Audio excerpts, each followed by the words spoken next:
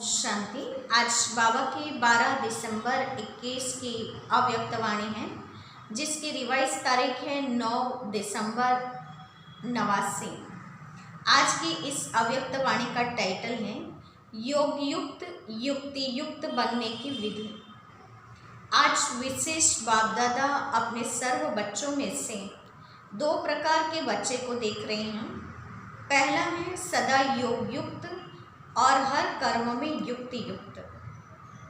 दूसरा योगी है लेकिन सदा योग युक्त नहीं है और सदा हर कर्म में युक्ति युक्त भी नहीं है। तो अलौकिकता व विशेषता या कहें न्यारा और प्यारापन 2 शब्द में है, योग युक्त और युक्ति युक्त।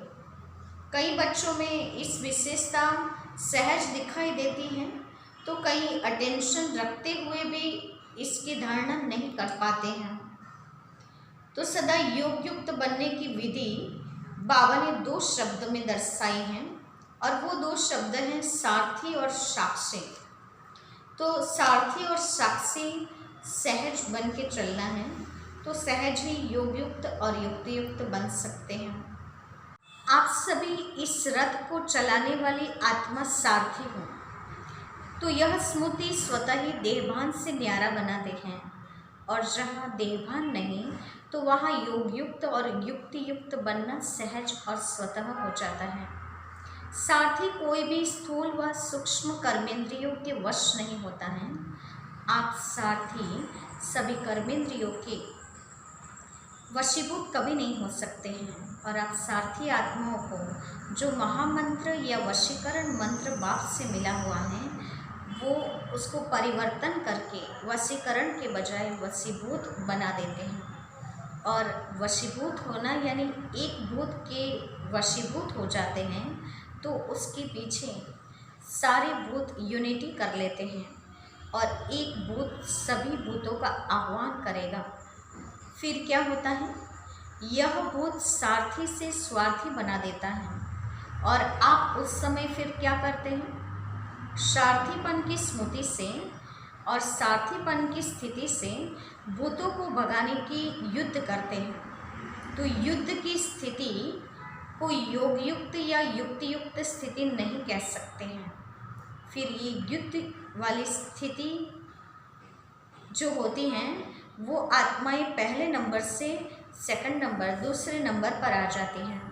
तो सारथी अर्थात वश होने वाले नहीं, लेकिन सारथी अर्थात वश कर चलाने वाले होते हैं। तो बाबा कहते हैं चेक करें कि सारथी हैं या युद्ध करने वाले हैं। बाबा कहते हैं अभी सारथी बन के चल रहे हैं या अभी भी भूतों के परवश होकर वशीभूत होकर युद्ध करने वाली स्थिति है, वो स्वयं की चेक करें। तो सारथी अर्थात आत्म अभिमानी स्थिति, और ब्रह्मा बाप ने इसी विधि से नंबर 1 की सिद्धि प्राप्त की, इसलिए बाप उनका सारथी बना, अर्थात ब्रह्मा बाप का सारथी शिव बाबा बना। तो फॉलो फादर करो। सारा दिन बीत जाने पर फिर रात को चेकिंग करो कि पुराने संस्कार अर्थात अशुद्ध संस्कार व्यर्थ संस्कार के वशीभूत तो नहीं हो जाते हैं, क्योंकि अशुद्ध संस्कार हमेशा भूलते नहीं हैं, और शुद्ध संस्कार कैसे भूल जाते हैं। बाबा कहते हैं शुद्ध संस्कारों की विस्मृति जल्दी हो जाती है। तो सारथीपन की स्थिति हमेशा शुद्ध संस्कारों को इमर्ज करती हैं।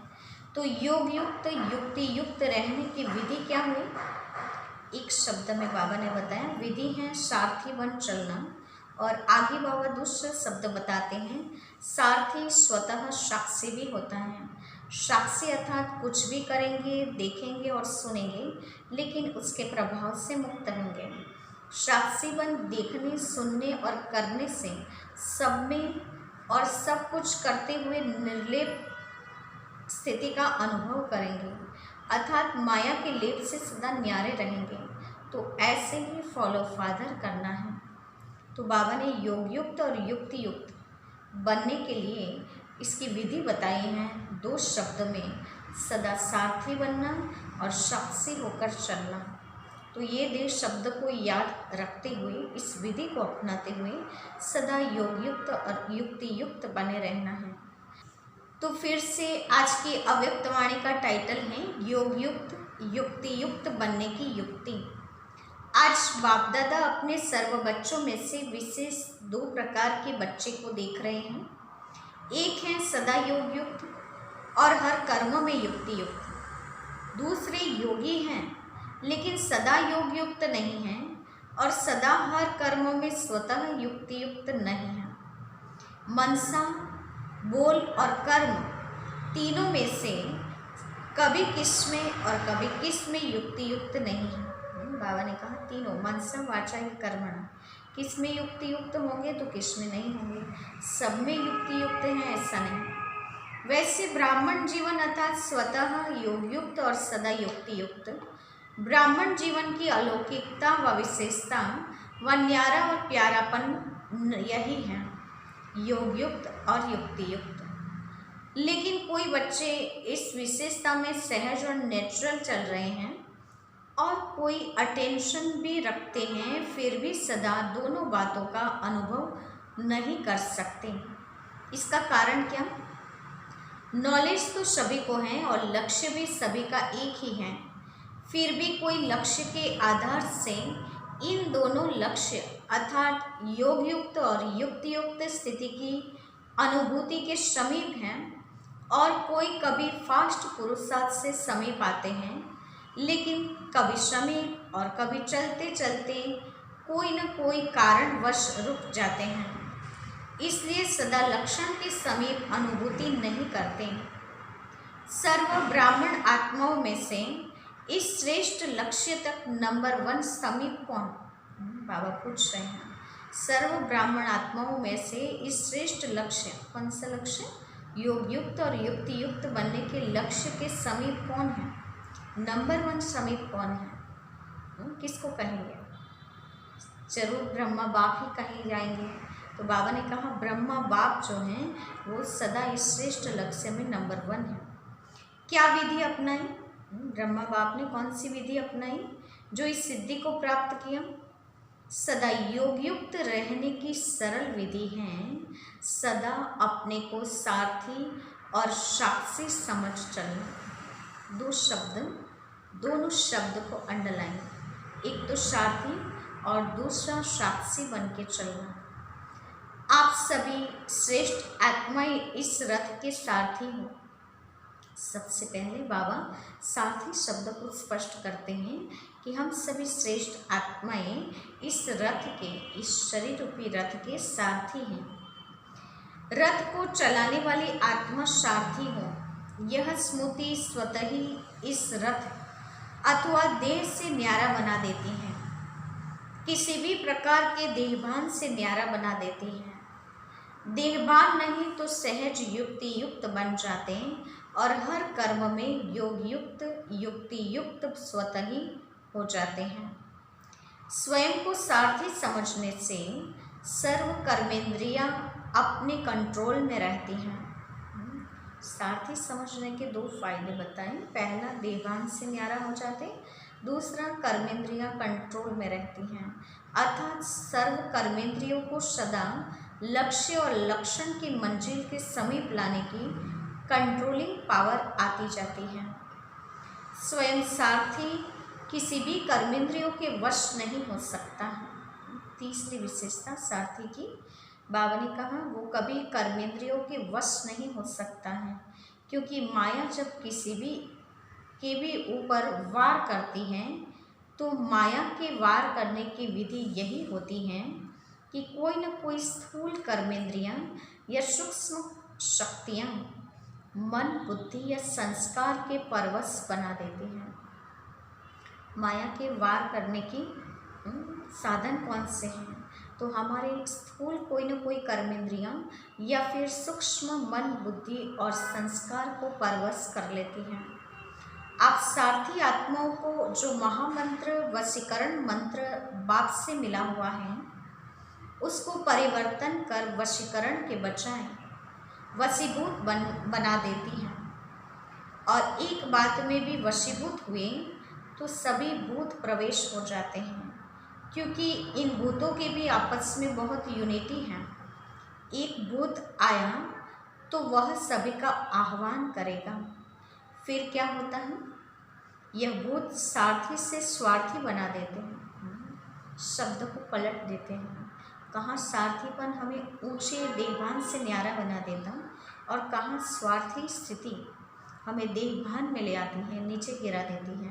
कहाँ सारथी उन्नति की सीढ़ी को चढ़ाने वाला है, और कहाँ सारथी स्वार्थी शब्द हमें पतन की सीढ़ी उतार देता है, नीचे ले आता है। तो शब्द दो ही हैं, लेकिन दोनों शब्दों में बाबा ने कहा कितना गूढ़ रहस्य छिपा हुआ है।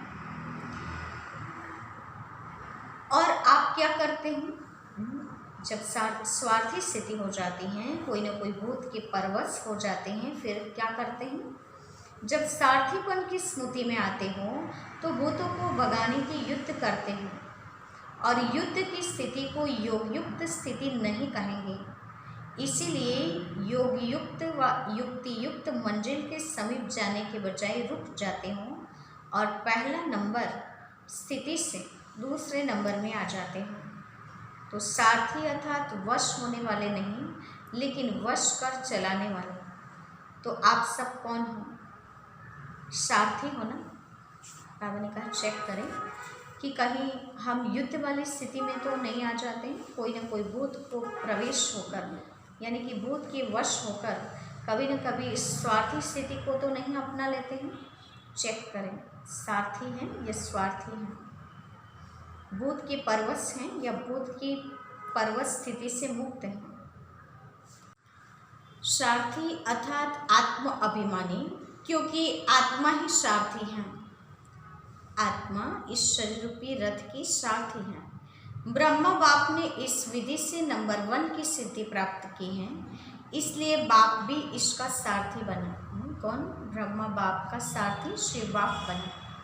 सारथी बनने का यादगार बाप ने करके दिखाया, फॉलो फादर करो। सारथी बन सदा सारथी जीवन में अति न्यारी और प्यारी स्थिति का अनुभव कराया, क्योंकि देह को अधीन कर बाप प्रवेश होते, अर्थात सारथी बनते हैं तो देह के अधीन नहीं बनते, इसलिए न्यारा और प्यारा है। ऐसे ही आप सभी ब्राह्मण आत्माएं भी बाप समान सारथी की स्थिति में रहो। चलते चलते यह चेक करो कि मैं सारथी अर्थात सर्व को चलाने वाली न्यारी और प्यारी स्थिति में स्थित हूँ। बीच बीच में यह चेक करो, ऐसे नहीं सारा दिन बीत जाए फिर रात को चेक करो। सारा दिन बीत गया तो बीता हुआ समय सदा के लिए कमाई से गया, इसलिए गवा करके होश में नहीं आना। यह स्वतः नेचुरल संस्कार बनाओ। कौन सा संस्कार नेचुरल बनाओ? चेकिंग का। जैसे किसी की कोई पुरानी संस्कार इस ब्राह्मण जीवन में अभी भी आगे बढ़ने में विघ्न रूप बन जाते हैं, तो कहते हो ना कि न चाहते भी संस्कारों के वश हो जाते हैं। मान लो किसी की गुस्सा करने का नेचर है और बीच बीच में गुस्सा हो जाते हैं, फिर पश्चाताप करते हैं, तो जैसे कि अपने संस्कार के वश हो गए, ये संस्कार उन्हें आगे बढ़ने में विघ्न रूप बन रहे हैं। जो नहीं करना चाहते हो वह कर लेते हो। जब उल्टे संस्कार न चाहते कोई भी कर्म करा लेते हैं, तो यह नेचुरल चेकिंग का शुद्ध संस्कार अपना नहीं सकते हो। बाबा ने कहा बीच बीच में चेकिंग करने के संस्कार को नेचुरल नहीं बना सकते हैं। बिना मेहनत के चेकिंग के शुद्ध संस्कार स्वतः ही कार्य कराते रहेंगे। यह नहीं कहेंगे कि भूल जाते हैं या बहुत बिजी रहते हैं। अशुद्ध व व्यर्थ संस्कार है। कई बच्चों में अशुद्ध संस्कार नहीं तो व्यर्थ संस्कार भी हैं। यह अशुद्ध व्यर्थ संस्कार बुलाते भी नहीं बोल सकते हो, और यही कहते हो ना कि मेरा भाव नहीं था, लेकिन मेरा यह पुराना स्वभाव है व संस्कार है। तो अशुद्ध नहीं भूलता, फिर शुद्ध संस्कार कैसे भूल जाता है? तो साथीपन की स्थिति स्वतः ही स्वोन्नति के शुद्ध संस्कार इमर्ज करती है। साथीपन की स्थिति स्वतः ही स्व उन्नति की शुद्ध संस्कार इमर्ज करती हैं और नेचुरल समय प्रमाण सहज चेकिंग होती रहेगी। बाबा ने कहा कि साथीपन की स्थिति में रहेंगे तो स्वतः ही स्वोन्नति के आधार से शुद्ध संस्कार इमर्ज भी होंगे और नेचुरल रूप से चेकिंग भी होती रहेगी। अशुद्ध आदत से मजबूर हो जाते हों और इस आदत से मजबूत हो जाएंगे। बाबा कहते हैं अशुद्ध आदत मजबूत करेगी और शुद्ध संस्कार मजबूत बनाएंगे। तो सुना, सदा योग युक्त युक्ति युक्त रहने की विधि क्या हुई? सारथी बन चलना। सारथी स्वतः ही साक्षी हो कुछ भी करेंगे, देखेंगे और सुनेंगे। साक्षी बन देखने, सोचने और करने सब में सब कुछ करते भी निर्लेप रहेंगे, अर्थात माया के लेप से न्यारे रहेंगे। तो पाठ पक्का किया ना, बाबा ने कहा तो पाठ पक्का किया। कौन सा पाठ? सारथी बनने का और साक्षी होके देखने का पाठ। ब्रह्मा बाप को फॉलो करने वाले हो ना, ब्रह्मा बाप से बहुत प्यार है ना, प्यार की निशानी समान बनना अर्थात फॉलो करना है। तो बाबा आगे पूछते हैं कि प्यार की निशानी फॉलो फादर है। तो पहले टीचर्स से पूछते हैं सभी टीचर्स का बाप से कितना प्यार है। बाप सदा टीचर्स को अपने सेवा के समीप साथी समझते हैं। तो पहले फॉलो टीचर्स करेगी ना, बाबा ने कहा फॉलो फादर करना है तो फॉलो फादर में पहले टीचर्स करेंगे ना। इसमें सदा यही लक्ष्य रखो कि पहले मैं, ईर्ष्या में पहले मैं नहीं, वह नुकसान करती हैं। शब्द वही पहले मैं, लेकिन एक है ईर्ष्यावश पहले मैं। तो इससे पहले के बजाय कहाँ लास्ट पहुँच जाता, फर्स्ट से लास्ट आ जाता। तो फॉलो फादर में पहले मैं कहा और किया तो फर्स्ट के साथ में आप भी फर्स्ट हो जाएंगे। बाबा ने कहा पहले मैं किस में करना है हमें, ईर्ष्यावश नहीं, लेकिन पहले मैं, बाबा ने कहा कि फॉलो फादर करना है तो फर्स्ट नंबर में जा सकते हैं। शब्द एक ही है, लेकिन अभिमानवश पहले मैं कह के ईर्ष्यावश नहीं होना और पहले मैं करके ब्रह्मा बाप को फॉलो फादर करना है। ब्रह्मा फर्स्ट है ना, तो सदा यह लक्ष्य रखो कि टीचर्स अर्थात फॉलो फादर और नंबर 1 फॉलो फादर। जैसे ब्रह्मा नंबर 1 बना तो फॉलो करने वाले भी नंबर 1 का लक्ष्य रखो। टीचर्स सभी ऐसे पक्की होना, हिम्मत है फॉलो करने की?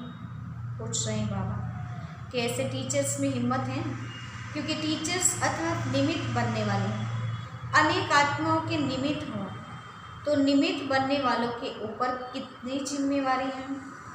जैसे ब्रह्मा बाप निमित्त रहे ना, तो ब्रह्मा बाप को देख कर के कितने ब्राह्मण तैयार हुए। ऐसे ही टीचर्स कोई भी कार्य करती हों, चाहे खाना बना रही हों, चाहे सफाई कर रही हों, लेकिन हर कर्म करते यह स्मृति रहे कि मैं निमित्त हूँ। अनेक आत्माओं के प्रति जो और जैसा मैं करूँगी, मुझ निमित्त आत्मा को देख और भी करेंगे। इसलिए बाप दादा सदैव कहते हैं एक तरफ है भाषण करना, दूसरी तरफ है बर्तन मांजना। दोनों ही काम में योगयुक्त युक्ति युक्त काम कैसा भी हो, लेकिन स्थिति सदा ही योगयुक्त और युक्ति युक्त हो। ऐसे ही भाषण कर रहे हैं तब तो योग युक्त रहें, और बर्तन मांजना अर्थात साधारण काम कर रहे हैं तो स्थिति भी साधारण हो जाए। हर समय फॉलो फादर। सुना, आगे बैठते हो ना, तो बैठने में आगे कितना अच्छा लगता है और सदा आगे बढ़ने में कितना अच्छा लगेगा। जब भी कोई ऐसा कड़ा संस्कार पीछे करने की कोशिश करें तो यह सीन याद कर लेना। जब आगे बैठना अच्छा लगता है तो आगे बढ़ने में क्यों पीछे रहें। तो जब कोई बात आए तो मधुबन में पहुंच जाना और अपने को हिम्मत उमंग में ले आना, क्योंकि पीछे रहने वाले तो बहुत आएंगे पीछे। आप लोग भी पीछे रह जाएंगे तो फिर पीछे वालों को आगे करना पड़ेगा। इसलिए सदा यही स्मृति रखो कि हम आगे रहने वाले हैं। पीछे रहना अर्थात प्रजा बनना। प्रजा तो नहीं बनना है ना, प्रजा योगी तो नहीं, राजयोगी होना। तो फॉलो फादर। अच्छा, अभी आगे बाबा के सामने फॉरेनर्स बैठे हुए हैं, तो बाबा फॉरेनर्स से पूछ रहे हैं फॉरेनर्स क्या करेंगे। फॉलो फादर करेंगे ना, कहाँ तक पहुँचेंगे। सभी फ्रंट में आएंगे। जो भी आए हैं फॉलो फादर कर फास्ट और फर्स्ट आना। यह नहीं सोचो कि फर्स्ट तो एक ही आएगा, लेकिन फर्स्ट ग्रेड में तो बहुत होंगे ना। फर्स्ट नंबर तो ब्रह्मा आएगा, लेकिन फर्स्ट ग्रेड में तो साथ ही रहेंगे। इसलिए फर्स्ट में आना। एक फर्स्ट नहीं होगा, फर्स्ट ग्रेड वाले बहुत होंगे। इसलिए यह नहीं सोचो पहला नंबर तो फाइनल हो गया इसलिए सेकंड ही आएंगे। सेकंड ग्रेड में नहीं जाना। जो ओटे सो अव्वल अर्जुन। अव्वल माना अर्जुन। सबको फर्स्ट में आने का चांस है, सब आ सकते हैं। फर्स्ट ग्रेड बेहद हैं, कम नहीं है। तो सभी फर्स्ट में आएंगे ना, पक्का है। बाबा फॉरेनर से पक्का करवा रहे हैं कि सभी फर्स्ट ग्रेड में आने वाले हैं ना, पक्का निश्चय है ना। अच्छा, सदा ब्रह्मा बाप को फॉलो करने वाले, सदा स्वतः योगयुक्त युक्तियुक्त रहने वाले, सदा सारथी बन कर्मेंद्रियों को श्रेष्ठ मार्ग पर चलाने वाले, सदा मंजिल के समीप रहने वाले, ऐसे सर्वश्रेष्ठ आत्माओं को बाप दादा का याद प्यार और नमस्ते। हम बच्चों की ओर से भी बाप दादा को याद प्यार और नमस्ते। फिर अव्यक्त बाप दादा के जॉन वाइज उच्चारे हुए मधुर महावाक्य हैं, उसमें इंदौर जॉन बैठा है। बाप दादा के श्रेष्ठ मठ ने श्रेष्ठ गति को प्राप्त करा लिया, ऐसा अनुभव करते हो ना। जैसी मति वैसी गति होती है। तो बाप की श्रेष्ठ मत हैं तो गति भी श्रेष्ठ होगी। कहते हैं जैसी अंत मते वैसी गति। यह क्यों गाया हुआ है? क्योंकि बाप चक्र के अंत में ही आकर श्रेष्ठ मत देता है, तो अंत समय पर श्रेष्ठ मत लेते हो और अनेक जन्म सद्गति को प्राप्त करते हो। इस समय बेहद की अंत मति सुगति श्रेष्ठ हो जाती है, तो इस समय का ही यादगार भक्ति में चला आता है। एक जन्म की श्रेष्ठ मत से कितने जन्म तक श्रेष्ठ गति प्राप्त करते हैं। सब यादगार इस संगम युग के ही हैं। यादगार क्यों बने हैं? क्योंकि इस समय याद में रहकर कर्म करते हैं। यादगार बनने का कारण बाबा कहते हैं याद में रहने के कारण कर्म करते हैं, इसलिए हर कर्म का यादगार बन गया। आप अमृत वेले विधि पूर्वक उठते हो तो देखो आपके यादगार चित्रों में भी विधि पूर्वक उठाते हैं। कितना प्यार से उठाते हैं।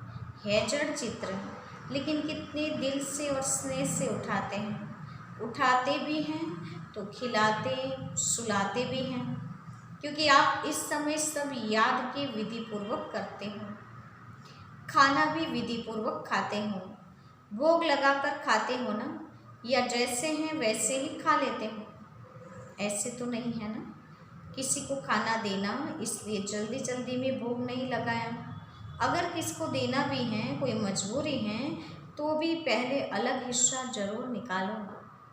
ऐसे नहीं किसी को खिलाकर पीछे भोग लगाओ। विधि पूर्वक खाने से सिद्धि प्राप्त होती है, खुशी होती है, निरंतर याद सहज रहती है। तो अमृत वेले से रात तक जो भी कर्म करो याद के विधि पूर्वक करो, तब हर कर्म की सिद्धि मिलेगी। सिद्धि अर्थात प्रत्यक्ष फल प्राप्त होना। सबसे बड़े से बड़ी सिद्धि ही है प्रत्यक्ष फल के रूप में अतीन्द्रिय सुख की अनुभूति होना। सदा सुख की लहरों में खुशी की लहरों में लहराते रहेंगे। पहले प्रत्यक्ष फल मिलता है, फिर भविष्य फल मिलता है। इस समय का प्रत्यक्ष फल अनेक भविष्य जन्मों के फल से श्रेष्ठ है। अर्थात बाबा कहते हैं संगम युग का अतीन्द्रिय सुख का फल भविष्य की राजाई के सुख से भी श्रेष्ठ है। अगर अभी प्रत्यक्ष फल नहीं खाया तो सारे कल्प में कभी भी प्रत्यक्ष फल नहीं मिलेगा। अतीन्द्रिय सुख की अनुभूति सारे कल्प में कहीं नहीं कर सकते हैं। अभी अभी किया, अभी अभी मिला, इसको कहते हैं प्रत्यक्ष फल। सतयुग में भी जो फल मिलेगा वह इस जन्म का मिलेगा, दूसरे जन्म का नहीं। लेकिन यहाँ जो मिलता है वह प्रत्यक्ष फल अर्थात अभी अभी का फल है। तो प्रत्यक्ष फल से वंचित नहीं रहना, सदा फल खाते रहना। यह प्रत्यक्ष फल अच्छा तो है ना। ऐसा भाग्य कभी सोचा था भगवान द्वारा फल मिलेगा? यह तो स्वप्न में भी नहीं था ना। तो जो बात ख्याल और ख्वाब में नहीं हो और वो हो जाए तो कितनी खुशी होती है। आजकल की अल्पकाल की लॉटरी आती हैं तो भी कितनी खुशी होती है। और यह प्रत्यक्ष फल से भविष्य फल हो जाता है तो नशा रहता है ना। कभी कम कभी ज़्यादा तो नहीं, सदा एक स्थिति में उड़ते चलो। सेकंड में उड़ना सीख गए हो ना, या ज़्यादा समय लगता है? संकल्प किए और पहुँचे। इतनी फास्ट गति है बाबा ने कहा, संकल्प की फास्ट गति से उड़ते हुए साकार कर लेते हो ना। अच्छा, फिर आगे इंदौर जोन वाले सभी संतुष्ट होना। माताएं सदा संतुष्ट हो। कभी परिवार में भी लौकिक द्वारा असंतुष्ट तो नहीं होती? कभी तंग होती हूँ, कभी चंचल बच्चों से तंग होती हूँ। तंग कभी नहीं होना, जितना आप तंग होंगे उतना वह ज़्यादा तंग करेंगे। इसलिए ट्रस्टी बनकर, सेवाधारी बनकर सेवा करो। मेरापन आता है तो तंग होते हूँ, मेरा बच्चा और ऐसे करता है। तो जहाँ मेरापन होता है वहाँ तंग होते, और जहाँ तेरा तेरा आया तो तैरने लगते। तो तैरने वाले हो ना। सदा तेरा माना स्वमान में रहना। मेरा मेरा कहना माना अभिमान आना। तेरा तेरा मानना माना स्वमान में रहना। तो सदा स्वमान में रहने वाले अर्थात तेरा मानने वाले, यही याद रखना। अच्छा, डबल फॉरेनर्स भी सिकिलते हैं, थोड़े हैं, कितनी खुशी रहती है उसका वर्णन कर सकते हैं। बेहद का बाप है तो प्राप्ति भी बेहद की है, इसलिए हद की गिनती कर नहीं सकते। बाप दादा तो डबल विदेशी बच्चों को तीव्र पुरुषार्थ की रफ्तार से देख खुश होते हैं। भारतवासी तो भारत की बातों को जानते हैं, लेकिन यह लोग न जानते भी इतने समीप और तीव्र पुरुषार्थी बने तो कमाल किन है ना। तो डबल लकी हो गए। बाबा कहते हैं भारतवासी तो संस्कृति ही आध्यात्मिक है, इसलिए बाप को जाना, लेकिन फॉरेनर्स जो हैं वो बाबा ने कहा तीव्र पुरुषार्थी बन गए बाप को पहचान के, तो ये कमाल की बात है। तो डबल लकी है। और भारतवासियों को क्या नशा है कि हम ही हर कल्प में अविनाशी भारतवासी बनेंगे। यह नशा है ना। अविनाशी खंड भारत है, हर एक का अपना अपना नशा है। सभी को भारत में ही आना पड़ेगा ना, और आप बैठे ही भारत में हैं। अच्छा, आज का वरदान है अपने मस्तक द्वारा तीसरा नेत्र का साक्षात्कार कराने वाले सच्चे योगी भव। अपने मस्तक द्वारा तीसरे नेत्र का साक्षात्कार कराने वाले सच्चे योगी भव। वरदान का स्पष्टीकरण है, यादगार में योगी के मस्तक पर तीसरा नेत्र दिखाते हैं। आप सच्चे योगी भी अपने मस्तक द्वारा तीसरे नेत्र का साक्षात्कार कराने के लिए सदा बुद्धि द्वारा एक बाप के संग में रहो। एक बाप, दूसरे हम, तीसरा न कोई। जब ऐसी स्थिति होगी तब तीसरे नेत्र का साक्षात्कार होगा। अर्थात एक बाप, दूसरा न कोई, ये पाठ पक्का होगा। तीसरा कोई नहीं, तब तीसरा नेत्र खुला रहेगा। और साक्षात्कार के निमित्त बन सकते हैं। अगर बुद्धि में कोई तीसरा आ गया तो फिर तीसरा नेत्र बंद हो जाएगा। इसलिए सदैव तीसरा नेत्र खुला रहे, इसके लिए याद रखना है तीसरा न भूल। स्लोगन है, प्रश्नचित बनना अर्थात परेशान होना और परेशान करना। तो हमेशा बुद्धि प्रश्नचित नहीं लेकिन प्रसन्नचित रहे, तो ना परेशान हो सकते हैं ना परेशान कर सकते हैं। तो प्रश्न से पार रहना है, प्रसन्नचित रहना है, परेशानी से मुक्त रहना है। अच्छा, ओम शांति।